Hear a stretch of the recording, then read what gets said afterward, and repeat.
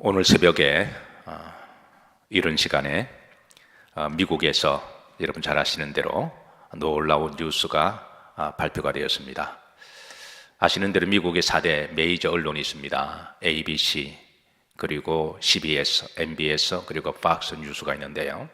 여기에서 다 동일하게 놀라운 두 가지 뉴스를 전 세계로 방영했습니다. 첫 번째는 우크라이나 전쟁에서 러시아가 이제 퇴각하기로 했다고 하는 뉴스가 발표가 되었습니다. 남의 일이 아닙니다. 아멘합시다. 남의 일이라고 했다가 큰 손해를 본 사람이 있습니다. 우리나라도 그럴 수가 있으니까. 두 번째는 신약이 개발되었대요. 이제 그 알약 하나만 먹으면 이제 바이러스가 퇴치되는 약이 개발되었다 그럽니다. 오늘 무슨 날입니까?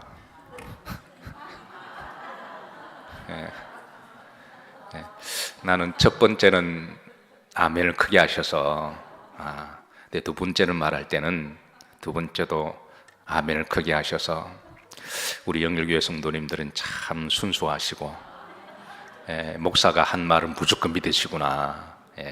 한번 웃자고 한 말인데 요즘처럼 참 여러 가지 불안하고 웃을 일 없는 세상 가운데 지금까지도 너무 진지하게 고민하는 분들이 계십니다. 그래서 한번 좀 웃기로 작정한 날, 오늘 같은 날 여러분 한 번 정도는 하얀 거짓말도 괜찮지 않을까 생각하면서 올 한 해 우리 교회 표어가 하나님 주신 표어가 라파치유입니다. 올 한 해 여러 성도님들이 기도하고 계시는 줄로 믿습니다. 우크라이나를 위해서 기도하실 때 하루빨리 회복과 치유가 되기를, 어쨌든 올 한 해 치유가 되기를 기도하십시다. 그리고 바이러스가 이제 두 가지 방법밖에 없어요. 스스로 물러가든지 아니면 모든 사람들이 다 면역이 생기든지. 그래서 올 한 해는 어떤 식으로든 이 바이러스가 종식이 되고 우리 교회에 주신 시대적 소명과 또 기도 응답대로 치유 역사가 인류 가운데 일어나기를 기도하십시다. 그리고 또 그렇게 될 줄로 믿습니다. 이 믿음은 만우절이 아닙니다. 자, 4월 한 달에 하나님 우리에게 주신 말씀과 기도 제목인데요, 종말의 징조들입니다. 이 근간에 전 세계적으로 온 인류적으로 참 요상하고 수상한 일들이 일어나고 있어요. 대표적으로 이제 바로 전쟁의 소식들과 소문들입니다. 그리고 또 바이러스라고 하는 그런 이제 현상인데요. 자, 우리 그리스도인들은 하나님께서 이 마지막 시대를 잘 분별하고 통찰할 수 있도록 성경에 보시면 많은 징조들을 주셨습니다. 그 많은 징조들 중에 오늘은 특별히 우리가 지금 다 직면하고 잘 알고 있는 4가지 징조들만 좀 간단하게 말씀을 나누고 기도하도록 하겠습니다. 자, 첫 번째, 전쟁이 있을 것이다. 누가복음 21장 10절입니다. 다 같이 합독하십니다. 또 이르시되 민족이 민족을, 나라가 나라를 대적하여 일어나겠고 그랬습니다. 연초에는 팔레스타인에 전쟁이 있었습니다. 지금도 민족과 민족 간에 끝없는 전쟁이 일어나고 있습니다. 우리가 이런 일들을 바라볼 때마다 그건 단순하게 일어나는 분쟁의 한 전쟁의 사건으로 보지 마시고 우리 그리스도인들은 주님이 마지막 때 종말의 징조들의 한 현상이라고 불어보시고 더욱더 종말의 성도로 종말론적인 삶으로 깨어 있으시고 그렇게 믿음으로 살아가시기를 주의 이름으로 축복합니다. 자, 두 번째, 전염병이 있을 것임을 말씀하셨습니다. 누가복음 21장 11절입니다. 합독합니다. 곳곳에 큰 지진과 기근과 전염병이 있겠고 또 무서운 일과 하늘로부터 큰 징조들이 있으리라. 곳곳에 전 세계적으로 어느 지역적으로 말하는 게 아니라 모든 사람들이 다 알 수 있도록 특별히 그리스도인들은 주님이 미리 말씀하셨으니까 온 인류적으로 전염병이 있을 것임을 미리 말씀하셨습니다. 지난 2월 달에 타임지 이 카바 스토리의 제목이 어떻게 바이러스를 끝낼 것인가 라고 하는 제목이었습니다. 그래서 좀 읽어보니까 사실은 답이 없다 였습니다. 사실 인류는 몇 년 전에 이 바이러스가 처음 나올 때 너무 자신만만했습니다. 의학도 많이 발전되었고 또 유수한 또 연구와 개발하는 그런 연구하는 기관도 많아서 곧 신약이 개발되어서 뭐 좀 쉽게 우습게 생각했는데 그래서 지금까지 할 수 있는 모든 인간의 의학적인 노력은 다 시도를 했습니다. 그러나 결국은 그 타임지에 내린 결론은 잡지 못했다라고 결론을 내리고, 그래서 두 가지 결론을 내립니다. 스스로 물러가든지 인류가 다 한번 겪고 나서 면역이 생기든지 인간이 할 수 있는 일은 없다라는 거예요. 분명한 것은 이 바이러스가 언젠가는 물러가겠죠. 우리가 면역이 생기든지 아니면 스스로 삶이라든지. 그러나 더 분명한 것은 또 다른 전염병이 올 것입니다. 왜? 주께서 말씀하셨습니다. 우리가 이런 전염병을 볼 때마다 하나의 질병으로 우리가 보지 말고 사수도 왔고 그 전에 계속 왔으니까 또 우리가 한 번도 경험해 보지 못한 또 다른 종류의 바이러스가 올 것입니다. 그래서 우리가 이런 현상들을 바라볼 때마다 그냥 질병이나 세상 사람처럼 염려하고 호들갑 떨기보다는 종말의 징조다라고 주님이 미리 말씀하셨으니까 다시 한번 종말론적인 신앙으로 우리 자신을 돌아보기를 기도하고 소망합니다. 세 번째, 천재지변과 이상기온이 있을 것임을 말씀하십니다. 누가복음 21장 11절을 보시면 하늘로부터 큰 징조들이 있으리라. 앞에 보시면 무서운 일과 하늘로부터 큰 징조들. 근데 그게 무서운 하늘의 징조, 천재지변과 자연현상이 있을 것임을 그렇게 말씀하고 있습니다. 마태복음 24장 29절입니다. 다 같이 합독하십니다. 그날 환난 후에 적시 해가 어두워지며 달이 빛을 내지 아니하며 별들이 하늘에서 떨어지며 하늘의 군동들이 흔들리리라. 앞으로 지금도 세계 도처에 하늘과 땅과 모든 지역에서 자연현상이 이상이 막 찾아오고 있는데 그럴 때마다 다시 한번 주의 말씀을 기억하고 또 종말론적인 신앙으로 다시 한번 무장되기를 기도하고 소망합니다. 네 번째 마지막입니다. 노아와 소돔 같을 것임을 말씀하세요. 누가복음 17장 26절 다 같이 합독하십니다. 노아의 때에 된 것 같이 인자의 때에도 그러하리라. 27절입니다. 노아가 방주에 들어가던 날까지 사람들이 먹고 마시고 장가들고 시집가더니 홍수가 나서 그들을 다 멸망시켰으며, 그러니까 주님이 심판하는 그 직전까지도 사람들이 설마 그러기도 하고 또 영적으로 분별하지 못해서 먹고 마시고 육적으로 쾌락적으로 정욕과 탐욕으로 살아가는 현상을 말씀하시고 28절입니다. 합독합니다. 또 롯의 때와 같으니 사람들이 먹고 마시고 사고 팔고 심고 집을 짓더니 그랬습니다. 그래서 종말의 징조가 세속합니다. 마지막 시대는 사람들이 노아 시대와 소돔과 고모라 같을 것임을 말씀하시는데 이 세속화에 대한 정의가 뭐냐? 신앙적으로는 하나님을 점점 멀리 떠나는 걸 말합니다. 사전적 정의로는 이거를 답이 없습니다. 여기에 대한 답은 오직 우리가 성경에서만 찾아야 됩니다. 세속화의 정의는 첫 번째 신앙적으로 하나님을 떠나는 것에서부터 시작합니다. 사랑하는 성도 여러분, 하나님께 한 발 한 발 더 가까이 나아가시기를 주의 이름으로 축복합니다.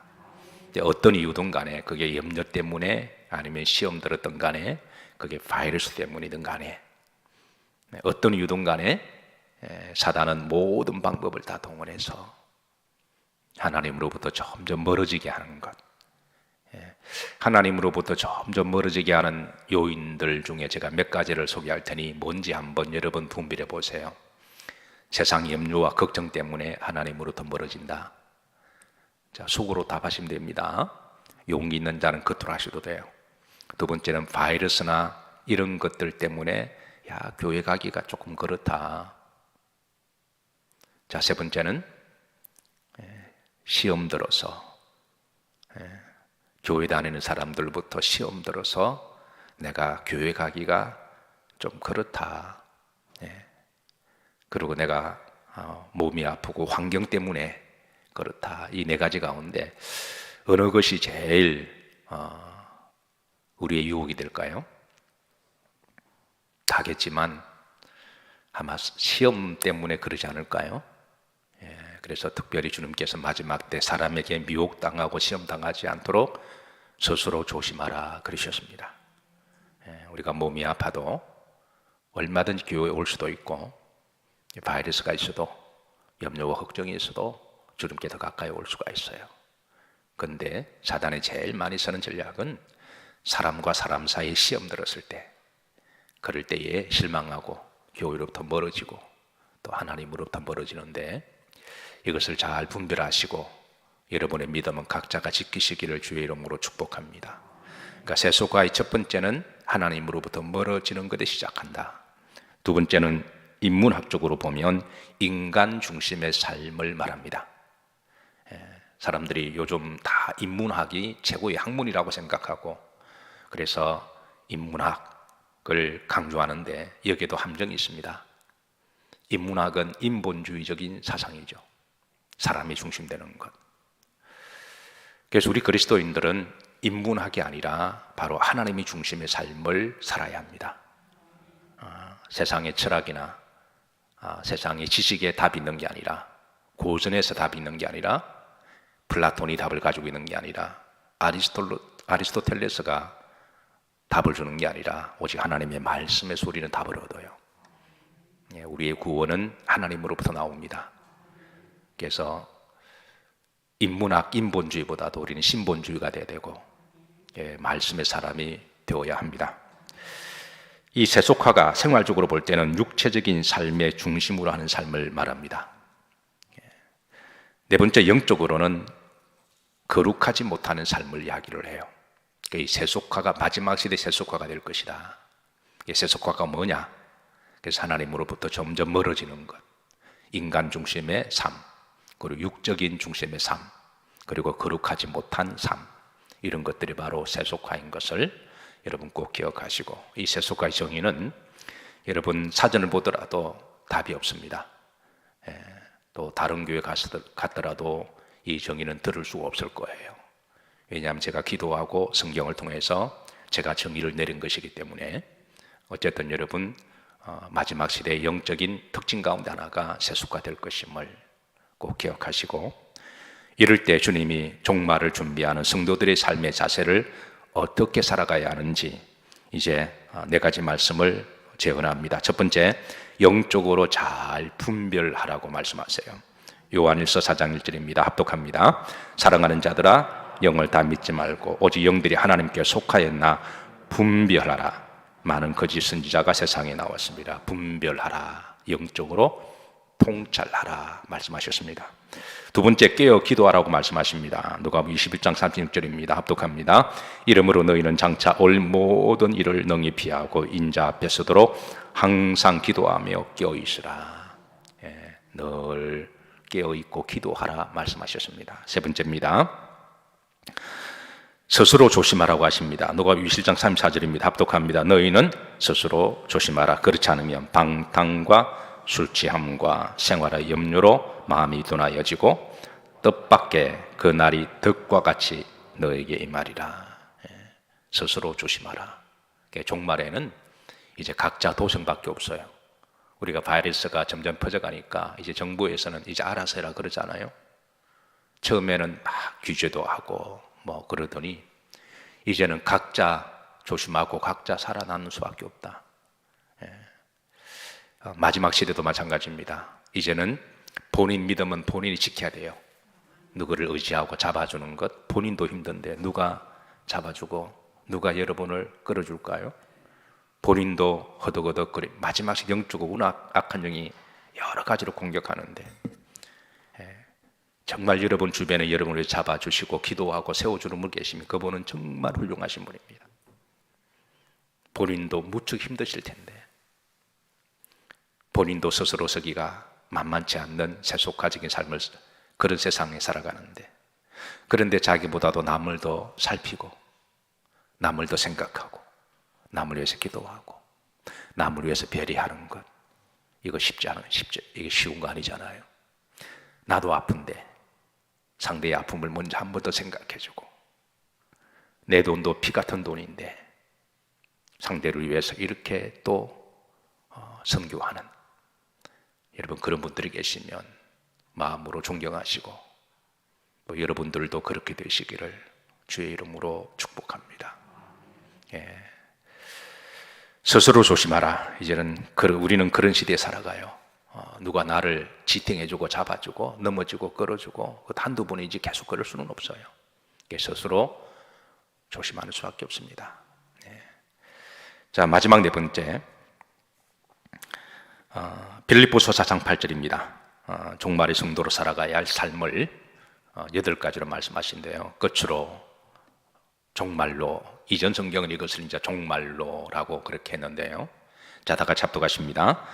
끝으로 형제들아 무엇이든지 참되며 무엇이든지 경건하며 무엇이든지 오르며 무엇이든지 정결할 만하며 무엇이든지 사랑받을 만하며 무엇이든지 칭찬받을 만하며 무슨 덕이 있든지 무슨 그림이 있든지 이것들을 생각하라. 여기에 주어와 스스로를 딱 두 문장으로 주어와 동사로 딱 정리하면 끝으로 종말로 이것들을 생각하라. 이렇게 딱 압축할 수가 있습니다.